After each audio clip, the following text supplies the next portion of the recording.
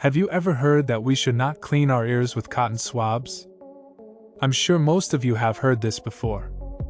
So in today's video we will try to understand how cotton swabs are harmful to our ears and why we should not use them to clean our ears. And what is the method by which we should remove the earwax in our ears? There are some specialized cells in the air canal of our ears that produce cerumen. Cerumen is also called earwax. Earwax is a natural substance that is acidic and oily in nature. Due to its presence, germs such as fungus and bacteria cannot grow in our ears and our ears are protected from infection. In addition, the oily nature of earwax also protects our ears from dust and moisture.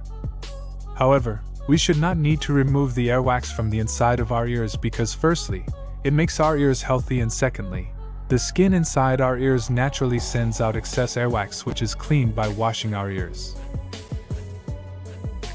But in some people's ears, more earwax is produced than needed which creates difficulty in hearing. However, if a person uses a cotton swab to clean his ears, then this cotton swab pushes the earwax further inside the ear due to which a plug of earwax is formed near the eardrum, and then this earwax cannot come out of the ear through the natural mechanism and becomes dry and hard over time, and weakens our sense of hearing. In addition, the cotton swab can also puncture the eardrum which can cause hearing loss.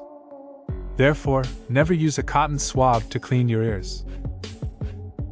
If you want to keep your ears clean, then it is best to wash your ears with lukewarm water.